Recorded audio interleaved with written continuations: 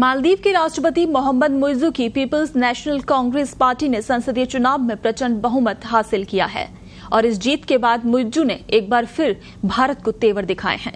उन्होंने कहा कि हालिया चुनाव के नतीजों ने दुनिया को ये दिखा दिया है कि मालदीव के लोग अपना भविष्य चुनने में स्वायत्तता चाहते हैं, न कि किसी तरह का विदेशी दखल। चीन समर्थित मुइज्जू की सत्तारूढ़ पीपल्स नेशनल कांग्रेस पार्टी ने 93 में से 68 सीटों पर जीत दर्ज की है, जबकि गठबंधन में उनकी साझेदार पार्टियों मालदीव नेशनल पार्टी ने 1 और मालदीव डेवलपमेंट अलायंस ने 2 सीटों पर जीत दर्ज की। मुइज्जू का ये बयान संसदीय चुनाव के नतीजों के एक दिन बाद ही आया है। मुइज्जू ने कहा कि हमने अंतर्राष्ट्रीय समुदाय को बता दिया है कि हम एक गौरवान्वित देश हैं जिसे संप्रभुता और स्वतंत्रता पसंद है। उन्होंने कहा कि संसदीय चुनाव के नतीजे इसका सबूत हैं कि मालदीव के लोग देश के उज्जवल भविष्य के लिए इस्लाम और इसके सिद्धांतों में विश्वास बनाए रखना चाहते हैं। ये नतीजे मालदीव के लोगों के विजन और उनके उद्देश्यों को लेकर दुनिया को दिया गया संदेश है।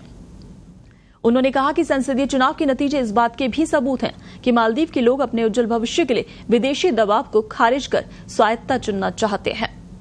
दरअसल उन्होंने कई दफा भारत पर मालदीव के आंतरिक मामलों में हस्तक्षेप करने का आरोप लगाया है। मुइज्जू ने जहां पिछले साल सितंबर में इंडिया आउट का नारा देते हुए राष्ट्रपति चुनाव जीता था। मुइज्जू ने कहा कि इन चुनावी नतीजों ने उन लोगों को करारा जवाब दिया है जिनके हिडन एजेंडा है। उन लोगों को अब पता चल गया है कि मालदीव के लोग असल में क्या चाहते हैं। आपको बता दें कि मालदीव के राष्ट्रपति मोहम्मद मुइज्जू ने इस साल जनवरी में चीन का 5 दिनों का दौरा किया था और इस दौरे से लौटते ही उन्होंने 2 टूक कहा था कि हमें बुली करने का लाइसेंस किसी के पास नहीं। मुइज्जू ने कहा था कि हम भले ही छोटा देश हो सकते हैं, लेकिन इसमें किसी को भी हमें बुली करने का लाइसेंस नहीं मिलता।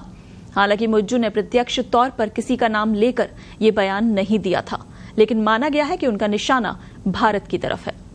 चीन समर्थक माने जाने वाले मुइज्जू ने 5 दिन के अपने चीन दौरे के दौरान राष्ट्रपति शी जिनपिंग से मुलाकात की थी और उनका ये दौरा ऐसे वक्त पर हुआ था जब प्रधानमंत्री नरेंद्र मोदी के खिलाफ आपत्तिजनक टिप्पणी करने वाले मालदीव सरकार के 3 मंत्रियों को सस्पेंड किया गया। इस मामले को लेकर भारत और मालदीव दोनों देशों में राजनयिक विवाद बढ़ा हुआ है, लेकिन उस टिप्पणी के बाद से ही आपको बता दें कि बॉयकॉट मालदीव जो कि शुरू हो गया था और भारत से जो पर्यटक मालदीव जाते थे वो भी बेहद कम हो गए थे। यानी मालदीव के पर्यटन को भारत की तरफ से एक बड़ा झटका लगा था। लेकिन अब मोहम्मद मुइज्जू जो कि संसदीय चुनाव में उन्होंने प्रचंड बहुमत हासिल कर लिया है, तो उसके बाद एक बार फिर से अपने तेवर दिखाते हुए नजर आ रहे हैं।